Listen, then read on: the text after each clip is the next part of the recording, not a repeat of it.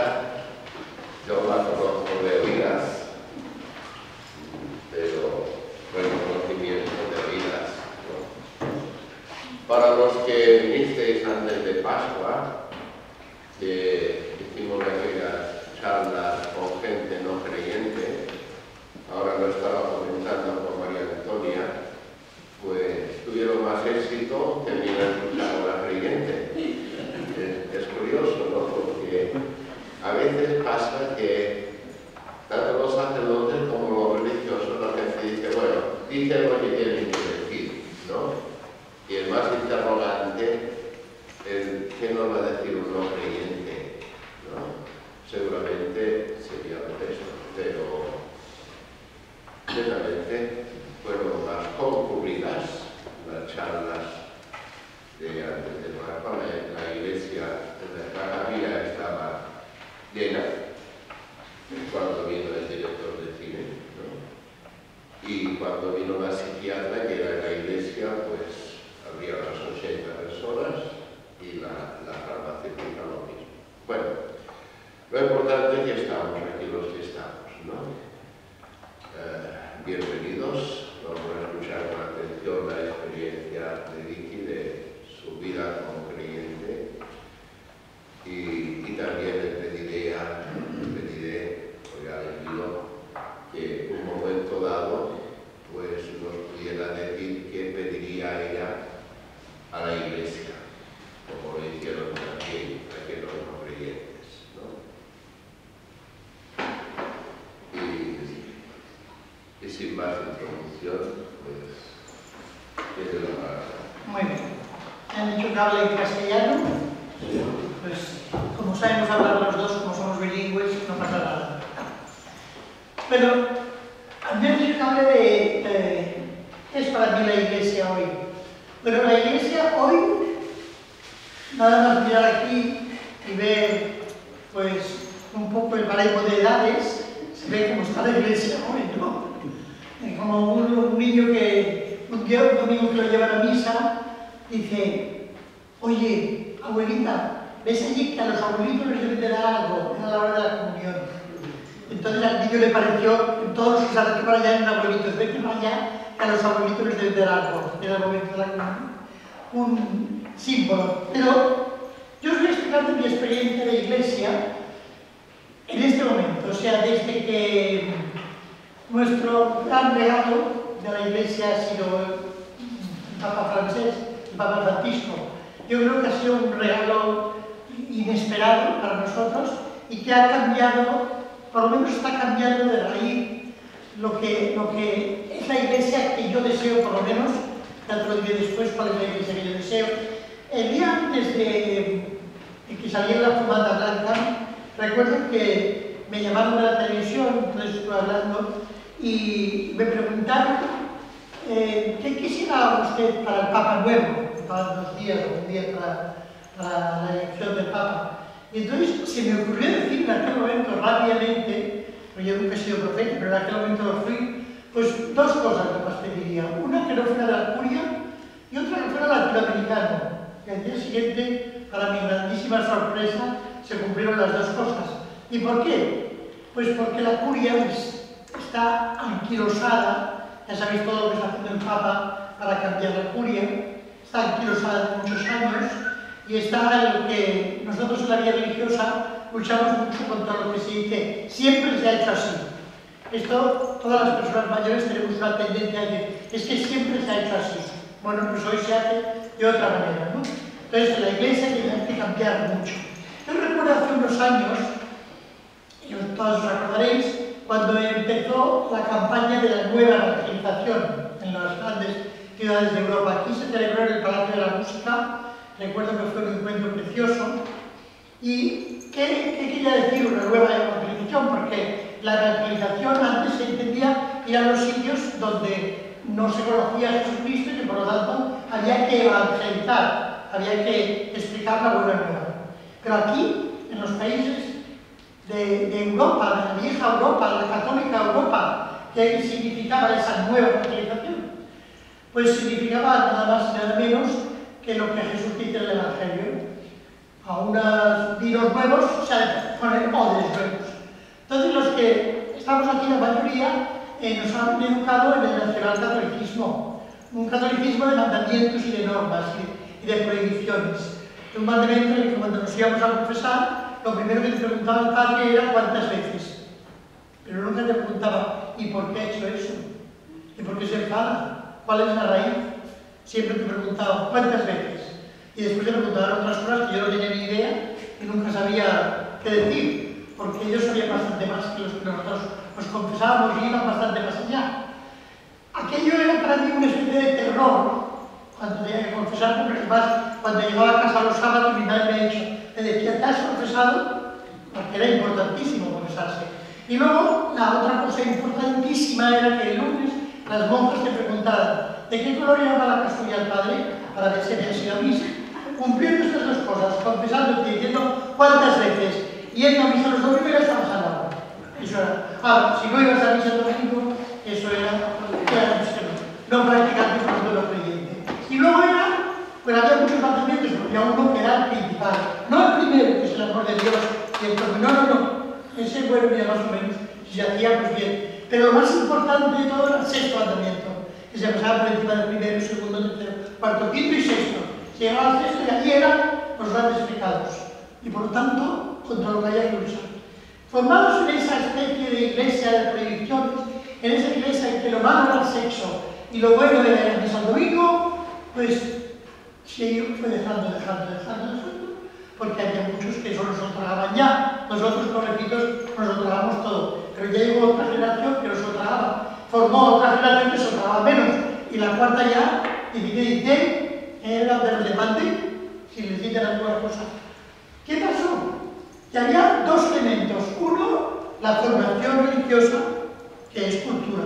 Y entonces, pues, como no tenían ninguna cultura, llegaban en los museos, estaban desesperados, porque no podían explicar, porque no sabía nadie quién era, ya no digo Matusalén o Melquisedec, pero no sabían ni quién era Isaac. Por lo tanto, no se podían explicar los cuadros antiguos, porque no lo sabían.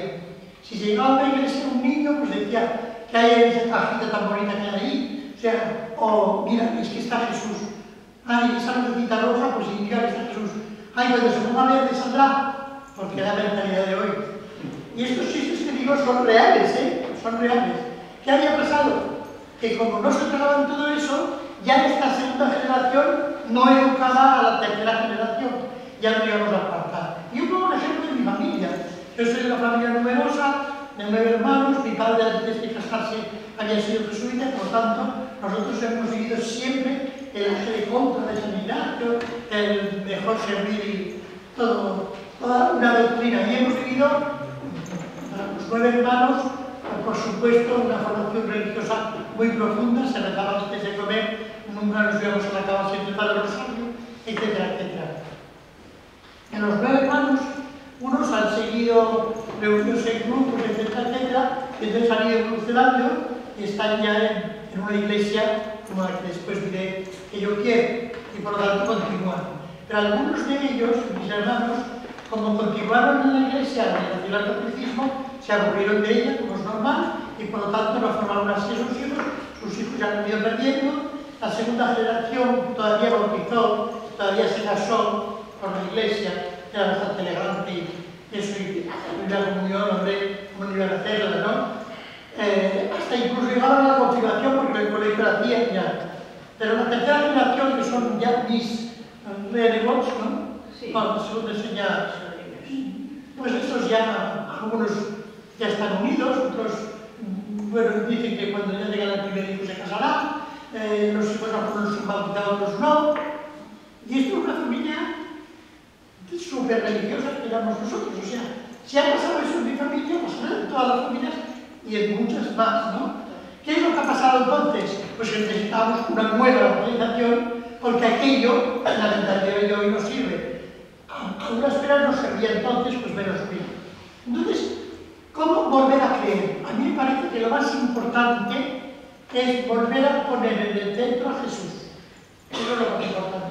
Porque antes poníamos en el centro la iglesia y los mandamientos.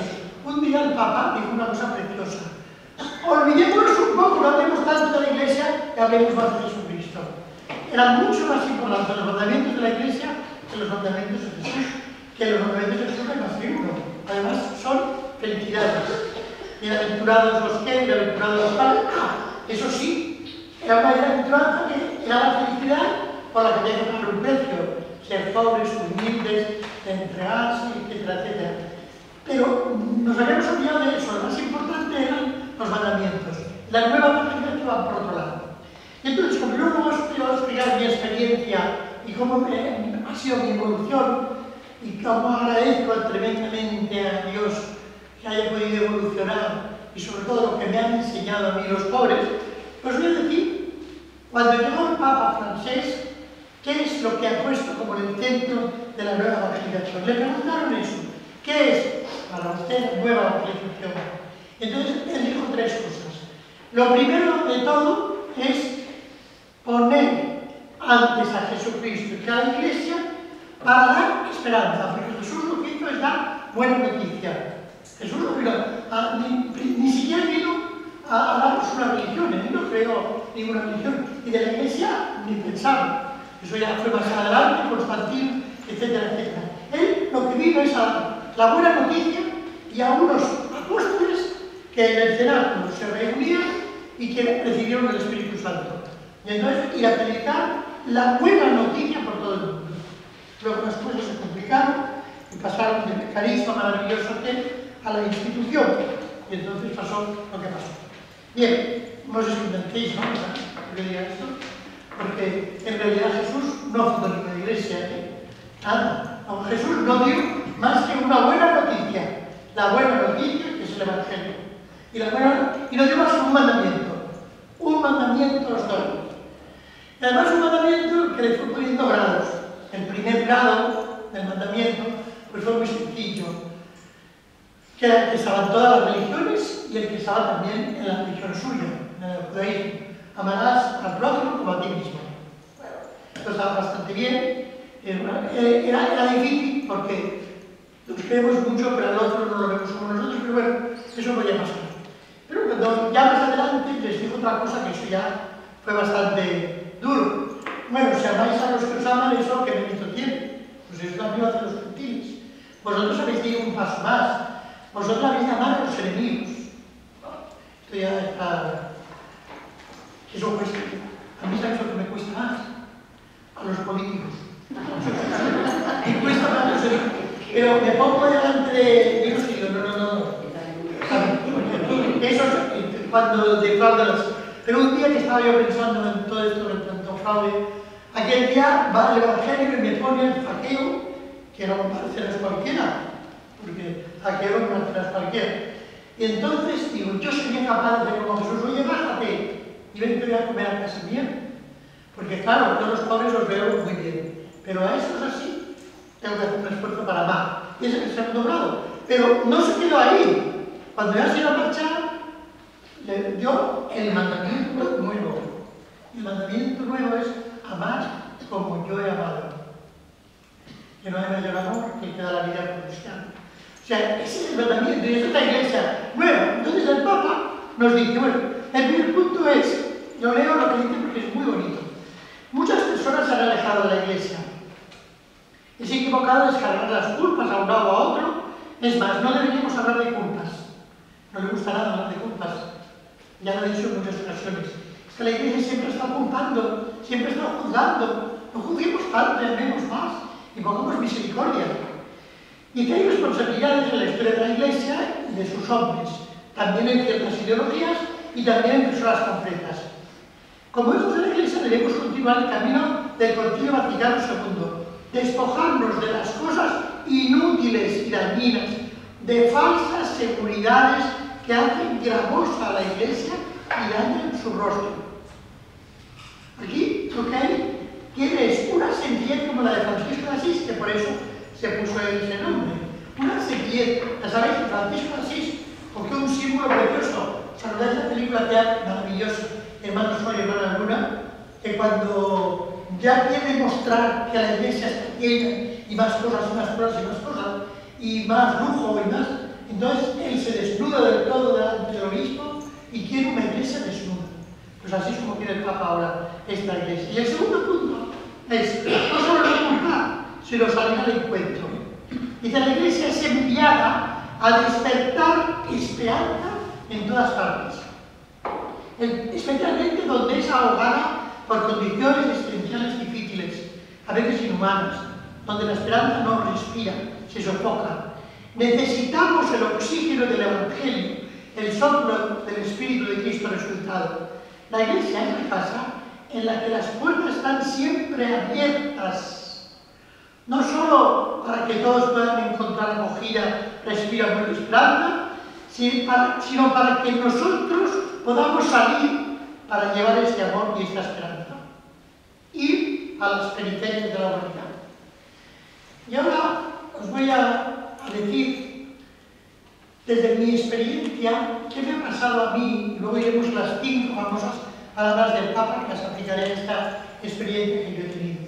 Yo me eduqué, tengo 81 años, soy del 36, o sea, yo nací con la guerra, o di mucha guerra cuando nací, y tengo tanto ahora 81 años acabo de cumplir, porque voy con los... yo durante muchos años he estado celebrando los 10 años de paz, los 20 años de paz, 25 años de paz, esa paz que celebrábamos con Franco, ¿os acordáis? La de los desfiles. Yo eso siempre he ido cumpliendo con mis años. Y entonces yo me había formado en esa espiritualidad. Tuve la suerte de tener una familia muy religiosa, que no era de exageraciones, no nunca... Recuerdo una vez cuando el padre Ramingol, que era un padre que hablaba con mucho ímpetu y que predicaba un gran predicador, vino a hablar al colegio y a mí me asustó muchísimo porque era muy inocente. Ya tendría unos 15 años o así, pero no tenía idea de nada. De eso que detrás de mí había 5 hermanos, pero éramos todos muy inocentes, no le daba importancia a nada de todo eso. Y recuerdo que en un sermón tremendo que nos dijo, dice, ¿por qué? Oh, vosotras, jóvenes, entonces en el colegio, solo de chicas, vosotras jóvenes, tenéis que tener cuidado para conservar la pureza, que era lo más importante que había que conservar la pureza. Y entonces nos dijo, los ejemplos que ponían siempre eran, si era chico, era Nacho o Ignacio, y era de los jesuitas, y si era chica, era Inmaculada, y era pues del Sagrado Corazón o de Jesús María o de Teresianas, de Teresianas de la Andalucía, claro. Y esa pareja maravillosa, un día se conocieron, parece que se hacían tilín. Y un día, un verano, llegaron los dos, oh, terrible tentación del demonio. Se fueron los dos en una barca y se adentraron en el mar Mediterráneo, los dos, solos, oh, peligro terrible. Y no exagero, porque lo decía así, y mucho más, yo así asustado. Y entonces, allá, en la soledad del mar, hicieron su primer pecado de verano. Temblaban. Entonces la ira de Dios cayó sobre la pareja, un rayo, la barca se hundió y murieron eternamente al infierno con un solo pecado mortal. Yo acababa tan angustiada y fui a mi casa y le dije, mamá, ¿cuál es el primer pecado de verano? Y dice, el primero que hagas, hija mía. Claro, no le di ninguna importancia. O sea, yo en mi casa no veía aquello, pero era algo especial, porque perder la pureza era algo horroroso. Yo ni siquiera sabía lo que era perder la pureza, pero sabía que había que conservarla y rezaba todos los días muchísimo para que no la perdiera. Era tan tremendo aquello que sí, fui entre la compañía de Santa Teresa. Y además entré también preguntándole a un buen jesuita, a ver, ¿yo qué voy a hacer? ¿Voto de castidad o voto de virginidad? Porque ni sabía lo que iba a hacer. Me dice, ay, mira, hija mía, tú imagínate que le das al Señor un cofrecito lleno de tesoros, pero ni abres el cofrecito, dáselo así. Me quedé inalvis.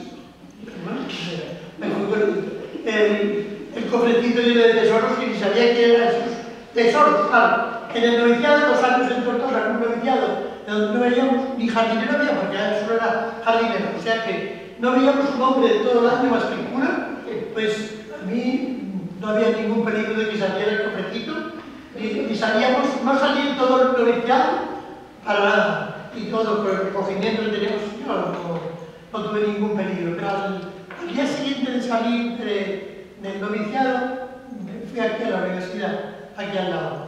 Y entonces el cofrecito sí que se abrió.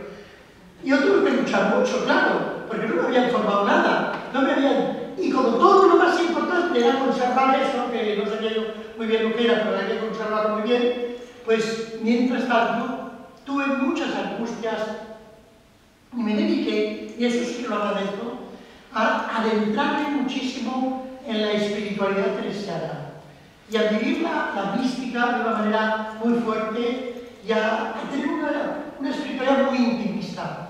No me arrepiento de eso, lo agradezco mucho, porque el haber profundizado muchísimo en la vida de intimidad con Dios me ha dado después fuerza para todo lo demás. Y así, pues fueron pasando los años en una iglesia nacional católica, donde yo... Y llegó el Concilio Vaticano II, donde yo estaba en la universidad. Fue para mí algo maravilloso, que se me abrieron unas expectativas muy grandes, pero no sé si recordáis los que tenéis mi edad, o por lo menos estáis cerca de mi edad, que enseguida vino el tío Paco con la rebaja. Mi congregación se asustaron porque yo me metí en muchas cosas de la iglesia nueva, estaba yo contentísima, y entonces empezaron a asustarse un poco. Como toda esta parte de Cataluña estaba mucho más adelantada en ese aspecto, pues por miedo me mandaron a Madrid. Bueno, pues yo fui a Madrid.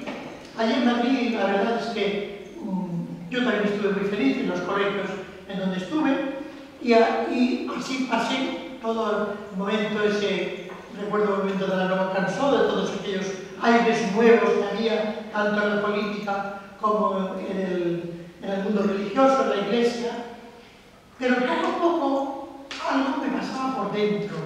Todo aquello no me pasaba a algo que yo empezaba a intuir de entregarme de una manera mucho más profunda, y empecé a ver una lucha interior muy grande.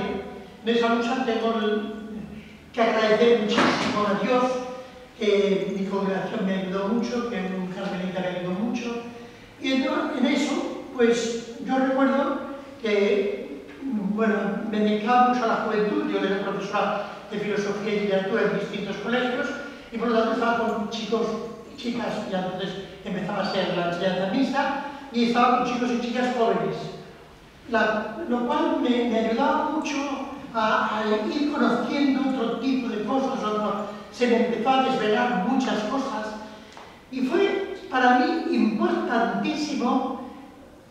La congregación me dedicó a ser la delegada de juventud de toda la congregación. Fue para mí importantísimo de otro tipo de iglesia, y fue en Nicaragua. Nicaragua estaba en una lucha muy grande, estaba Fernando Andrés y Fernando Cardenal, no sé si os acordáis, aquel que el Papa Juan Pablo le regañó. Era la iglesia, empezaban aquellos jesuitas, los del Salvador, los de Nicaragua, con la doctrina de era una nueva evangelización, que era la teología de la liberación.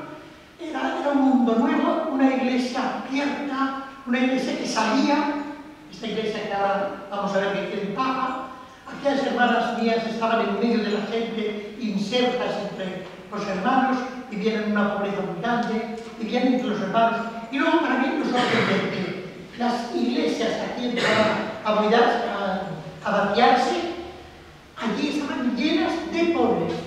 Yo recordaré siempre aquellas misas de la misa campesina, cantada por cientos y cientos de hombres, iglesias llenas, cantando, con una alegría. El domingo era como una gran fiesta, la misa duraba mucho, no importaba, y luego se despedían contentísimos hasta la semana siguiente, pero ahí estaban todos los camperos, estaban todos los payeses, la gente más pobre, la gente más sencilla. Se reunían después al comentar el Evangelio, y a mí me dejaban boca badada. Yo decía, pero ¿qué hemos hecho aquí? Entonces allí a la iglesia están solo los ricos, los pobres están en la puerta con la mano extendida. Yo no veo pobres dentro de nuestras iglesias. ¿Qué hemos hecho? Empezó a abrirse un horizonte nuevo, pero sobre todo se me abrió al ver lo buena que era aquella gente pobrísima, que vivía en una injusticia continua en el trabajo. Aquella gente tenía a Dios. ¿Y aquella gente era feliz? Pues primero Dios lo necesita, y pues ¿qué le vamos a hacer si Dios lo quiere? Claro, había que levantarles también y hacerle teología de la liberación, que se liberase, pero por otra parte, ellos eran siempre, me acuerdo de una mujer que había perdido todo en una inundación, y cuando yo le pregunté, dice, así lo he perdido todo. Ay, no, madrecita, no, todo no lo he perdido, porque a Dios no lo he perdido, y teniendo a Dios lo tengo todo. Y yo avergonzada, como hija de Teresa de Jesús, que toda la vida he vivido en solo Dios basta, pero que si se me estropea el ordenador, estoy perdida. Y esa, todo perdido, pero no había perdido a Dios. Yo dije, estos no son pobres. Estos solo son pobres de dinero, pero son riquísimos en valores, es otra. Bueno, yo volví y pedí a mis superiores irme, pero bueno, no me dejaron porque bueno, soy hija de obediencia y en aquel momento yo estaba de directora de una editorial y no podía ser. Y bueno, pues se empezaba a hablar del cuarto mundo. Yo, o sea, que no podía ir al tercer mundo, vine al cuarto mundo, que era el mundo aquel de la SIDA, en el final de la década de los 80, principio de 90, me uní a Sor Genoveva y allí sigo trabajando en el mismo estilo de los marginados, que es otra cosa distinta de los pobres. Estos sí son pobres en todo, sobre todo en valores, en estructura personal, y entonces me dedico a ellos, voy a la cárcel, estoy con los más desafortunados, en el sentido más profundo de la palabra. Y allí he encontrado esa nueva evangelización, esa nueva iglesia. Entonces lo voy a explicar a las 5 famosas palabras que para mí son como que han abierto una luz maravillosa en el gran documento del Papa, que supongo que habéis trabajado, pero que es algo maravilloso porque es un programa de vida, es la joya del Evangelio, la alegría del Evangelio, esa exhortación con la que empezó casi su pontificado, y ahí está como el programa de vida. Y en el primer capítulo se inicia con algo maravilloso, con algo tan fuerte como venirnos a decir, salid de las sacristías, quiero curas que huelan a oveja, yo quiero una iglesia en salida, yo no quiero una iglesia cerrada, prefiero una iglesia accidentada que se equivoque a una iglesia cerrada para protegerse, que es lo que habíamos hecho. Por no equivocarnos, prohibíamos todo, juzgábamos todo. Ahora él escandaliza a algunos, pero nos abre el corazón a la mayoría. Y cuando dice que no os metáis con las parejas de hecho, dejadles, no juzguéis. Ya hay quien se escandaliza, ¡qué horror! Ha aprobado las parejas de hecho. Ha dicho que no nos metamos, que no juzguemos, nada más eso. Y cuando le preguntamos, ¿usted qué dice de los homosexuales? Ay, yo no soy nadie para juzgarlos. ¡Ay! Él admite a los homosexuales. No, solo ha dicho que no quiere juzgarlos. Que la iglesia no está para juzgar, sino para abrazar. Que la iglesia no está para juzgar, sino para ser misericordiosa. Que Jesús no vino a juzgar, porque así lo dijo, sino que vino a salvar a los que estaban perdidos. Pues los más perdidos son los que hemos de abrazar más, porque para eso vino Jesús, ¿no? Entonces nosotros, por esa manía de que los de derecha son los buenos y los de izquierda son los malos, pues también el ladrón de la izquierda era el malo, y se salvan de la derecha y de la izquierda no. Vamos, hombre, yo estoy con el malo. Porque este sabía rezar, y este el único pobre que sabía era Valerí, maldecir. Y este, el Señor, hoy estaré contigo en el paraíso, y este, el campo en la... Bueno, pues este era el más perdido. Por lo tanto, ¿cómo iba a salvar al de la derecha y no al de la izquierda? Pero así se escriben los evangelios, así se escribe todo, porque nosotros tenemos una concepción humana de la vida, y así lo hemos interpretado. Que este pobre no es salvo, sino que este es salvo. Bueno, pues esta anécdota tan sencilla nos hace ver cómo el Papa quiere otro tipo de iglesia, y esa es la nueva evangelización. Lo primero de todo, que en el centro esté Jesús. Que la iglesia es muy importante, pero mucho más importante es Jesús. Y que por lo tanto, salir de las sacristías. Y en un momento dice, y sacarle a Jesús. Yo recuerdo que después del concilio, esos cantos que se renovaron tanto, que cantábamos y bailábamos tan contentos, después pasábamos del Kyrie al soy yo, Señor. ¿Os acordáis? Era un paso tremendo, era el paso del Kyrie, eso era aquello. Bueno, pues había un canto, me acuerdo, que era sacar al Señor de los agrarios, llevarlo fuera. Bueno, pues esto es lo que el Papa dice. Salir, salir, una iglesia en salida. Y estas son las 5 palabras maravillosas. La primera que se la inventa él, es un verbo de esos que se inventa, primerear. No hay ahora supongo que la tendrá que poner la Real Academia porque se la ha inventado él. Primerear. O sea, si el Señor amó primero, pues nosotros hagamos primero el encuentro. No estemos esperando que vaya a la iglesia. Salgamos nosotros. Ahí. Yo cuando dijo esto, recuerdo que me puse a mirar el Evangelio y solo hay 2 o 3 veces que curan las sinagogas. La mayoría de las veces en los caminos. Y además, si es en la sinagoga, el sábado. A la fama, porque tiene la manía de curar el sábado. Eso es. ¿Para qué? Para darnos una lección de que primero es el hombre. La norma es para el hombre, no el hombre para la norma, ¿no? Bien, primerear. Vivir. ¿Y cómo se primerea? Pues saliendo misericordiosamente con los brazos abiertos, o dice como el hijo pródigo. Yo de pronto hablo de entusiasmo y ya empieza a tener calor. Pues salir como el padre del hijo pródigo que le espera, pues así, misericordiar, también es una palabra que se inventa él, salir con los brazos abiertos y salir al encuentro. Y para salir al encuentro, claro, dice él, se ha valido a veces. Y ahora cuando os explico un poco lo que ya supongo que habréis visto y oído en los medios de comunicación, y algunos de vosotros iréis a la parroquia de Santana, cuando empezamos con todo aquel jaleo tremendo, que vinieron a dormir unos cuantos, eso. Bueno, recibimos un mensaje del Papa, porque uno de los que estaba allí era argentino, era amigo suyo, ya sabéis que él conserva sus amistades, y entonces él le había puesto un WhatsApp explicándole una oración. Y le dijo el Papa, pues mandadles este recado de mi parte.